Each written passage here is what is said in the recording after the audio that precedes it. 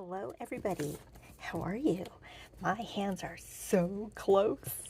So, not really so close. I have it zoomed in so we can see what we're working on. This is Coffee and Accountability.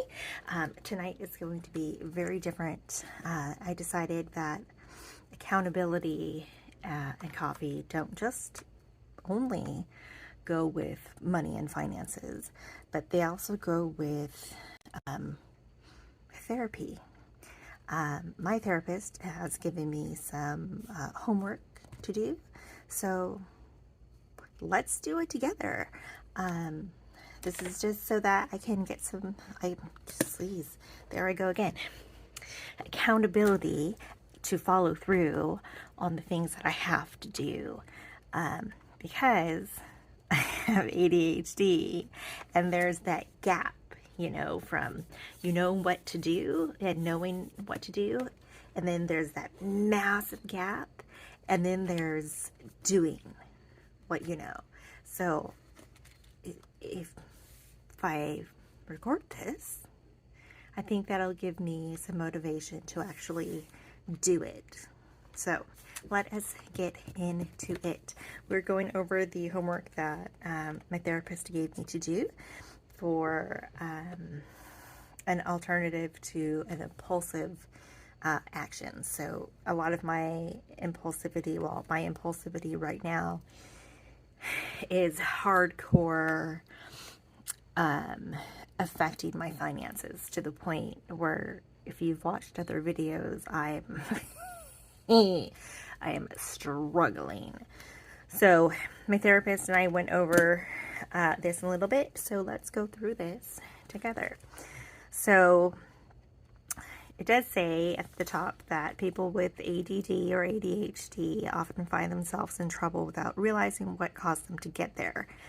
It's not uncommon for the person with ADHD or ADD to try to solve problems by quickly rushing into a situation without stopping and thinking about the possible consequences of her, meaning me, actions. The failure to stop and think causes negative consequences for both self and others. If this sounds all too familiar to you and you're tired of finding yourself in trouble because of your failure to stop and think, I don't necessarily think it's a failure to stop and think. For me, at least, I think there's a big failure to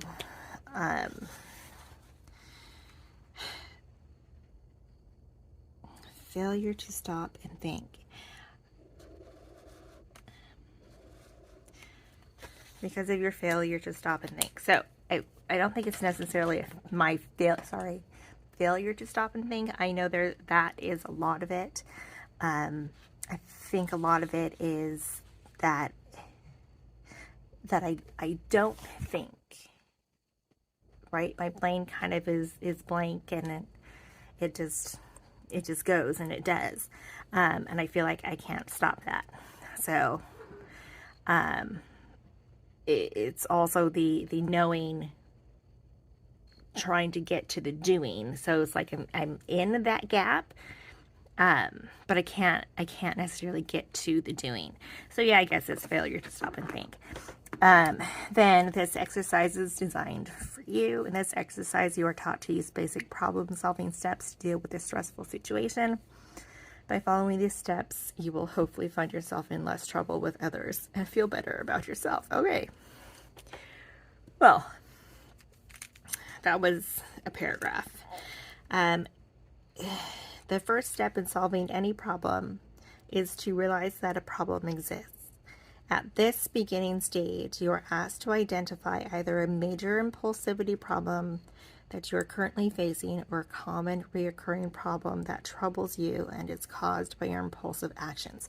My big one that's troubling me now is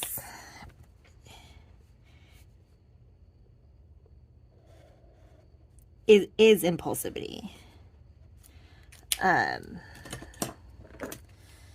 My major problem is impulsivity.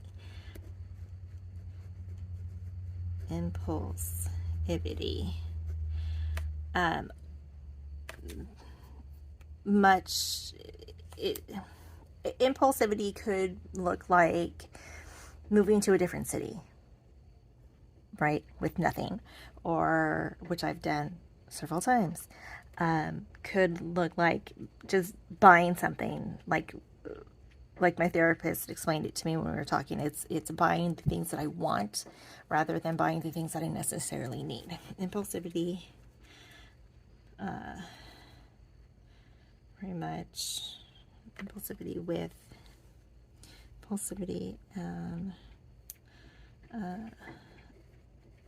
money. With money, we're gonna put finances because I think I'll be fine. And for a while, I will be fine. And then shit hits the fan and things just go whatever. So my biggest problem is money and finances, impulse spending.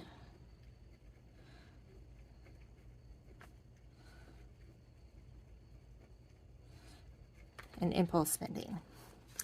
All right.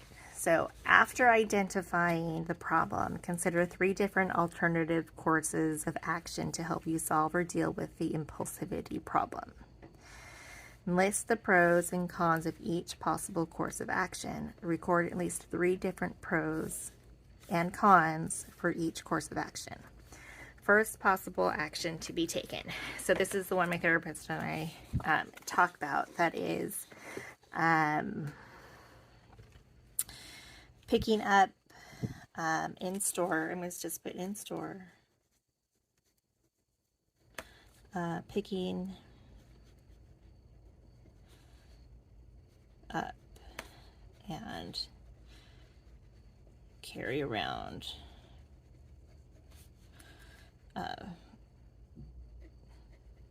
thing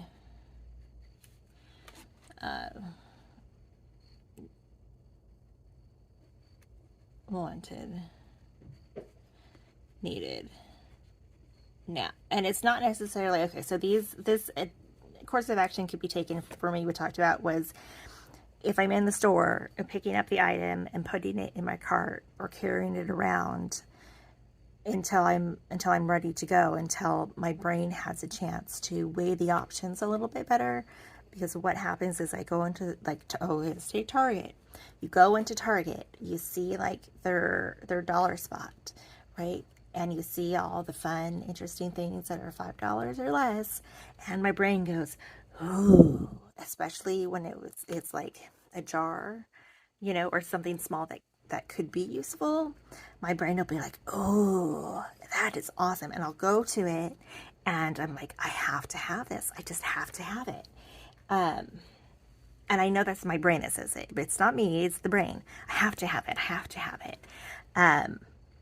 But so for that moment, I'm stuck in that trap of I must buy it. So I could pick it up and put it in my cart, or pick it up and carry it with me.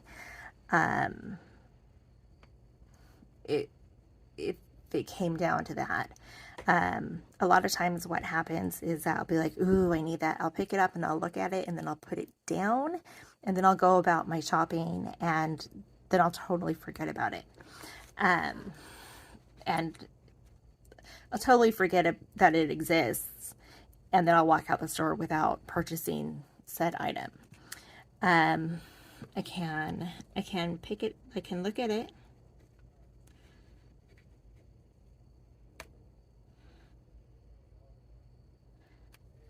I can look at it and put it back. Okay. Those are my options. Look at it and think. Okay.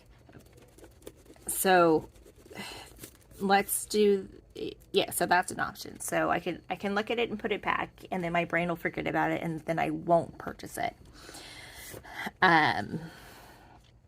Or I can pick it up, put it in the cart, or carry it around until my brain has decided to work it out. But a con with that is that I might end up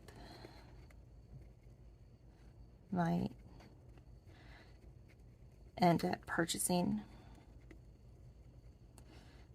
purchasing the item. I could, oh, it takes up space. So it takes up space in the cart or in my hand. What else could, it could trigger anxiety, which, not gonna lie, if my brain has already been like, I need it, I have to have it, I'm already in anxiety. A pro of picking something up and carrying it around would be, gives time to consider what else?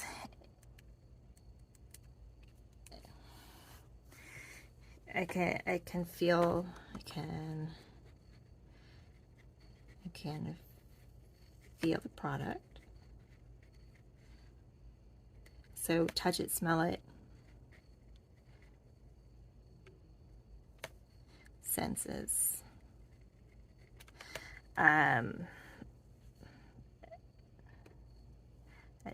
What's it? I think that's it. Might help. Yeah. I could also, I'll write this down. Also just look at item and put it back right away. Because like I said, I think that's object permanence. It's with object permanence, right? I can look at it, I can touch it, and I can put it down, but when I walk away, my brain totally forgets about it. So this might be the best course. A pro for that would be when I walk away,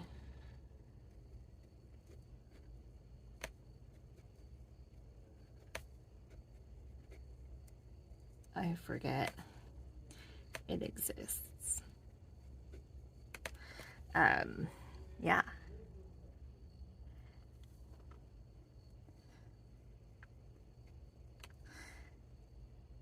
Okay, so I think we are done with number 1. So we have picking up and carrying the item around, or picking up the item, looking at it, and putting it back right away. So the pros would be, it gives me time to consider the purchase of the product. I can feel the product. I can use my senses to decide whether or not this is a good product for me. But if I pick it up and I put it down and I walk away,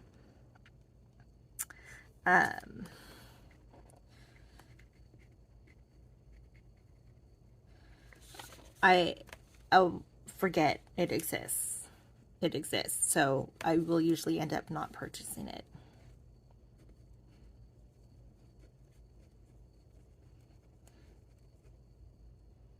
Yep, can't spell. All right, so let's move on to the second possible course of action to take. This is going to be a fun one. So, well, I guess that could be number 2. Okay, let's just do, let's see.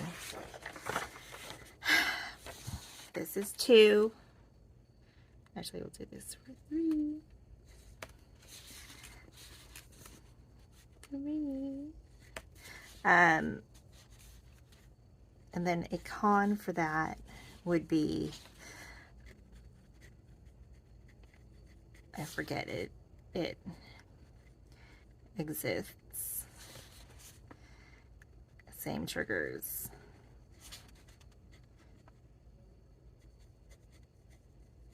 Next time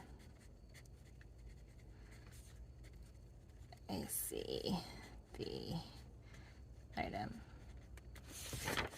All right, let's do the second possible action to take, because we just covered 2 all at once.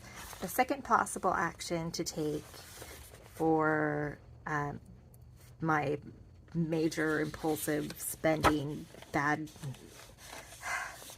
horrible with finances, would be to shop online. Excuse me. We can do this. We can do this. We're gonna do this. Would be to, so we're number 2. Number 3, oh, like I had my therapist, right, stop here, so I didn't feel like I had to go any further, because I would just finish the rest of this and get anxiety ridden and frustrated and all of that jazz. So my second possible action to curb the impulse spending would be, Hermos is sitting right here, online shopping. And I'm not talking Amazon. I'm talking for like Target and Walmart and grocery shopping, and clothes shopping, but really grocery shopping, because I like being in grocery stores quite a lot. Online shopping for delivery or curbside pickup. I think that's actually a really good solution, because when I've done curbside or delivery before, I tend to only purchase what I need. I don't tend to do impulse purchasing. But then again, there's a lot of times where I'd be like, damn it, I needed that one ingredient, and I didn't have it. So a pro would be limited or no impulse purchases.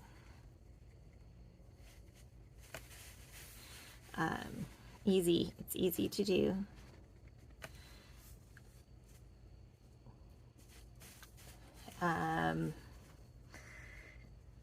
Yeah, it's easy to do because all I have to do is spend the time to put an order in online and pay for it, and then someone shops it and delivers it for me. They don't put it away, but they shop it and deliver it for me. But that's what I do with Shipt, is I shop and deliver people's orders, grocery orders, Target orders, prescription deliveries. That's what Shipt is. The con would be expensive.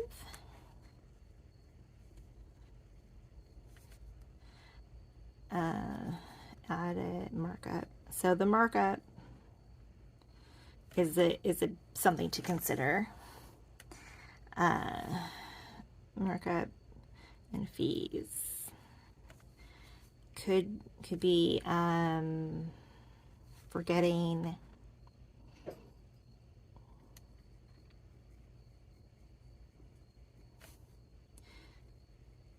something important,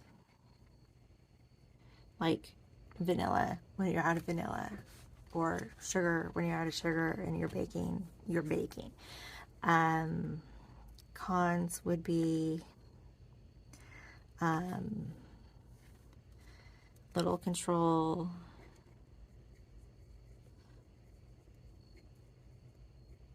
over quality. So you have limited control over quality and sometimes quantity. When I'm picking someone's order for Shipt, I always go for would I purchase it. So I'm trying to look for almost perfect produce, and just looking for the best item available. So you have small. And I know not a lot of shoppers are ADHD or OCD like me, so I get it. Forgetting something, limited purchases, and little control over quality. Forgetting something, other people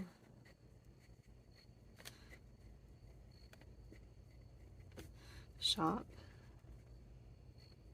or deliver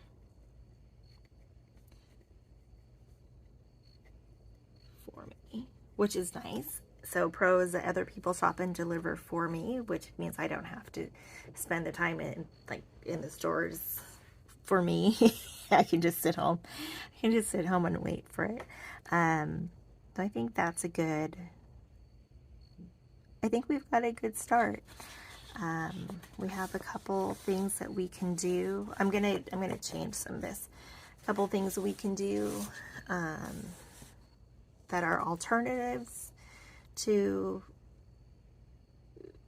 giving it, not necessarily giving in, alternatives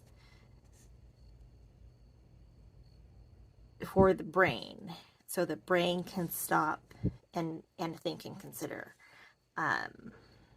things, alternatives to get that impulsivity kind of not give the impulsivity something else to do.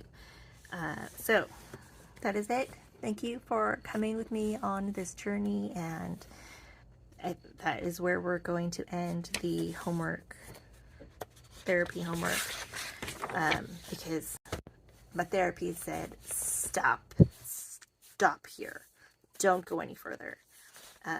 So we're not going any further. Thank you for hanging around. Thank you for helping me do my homework. And I got it done. Yay! And we'll see you in the next video. Thank you.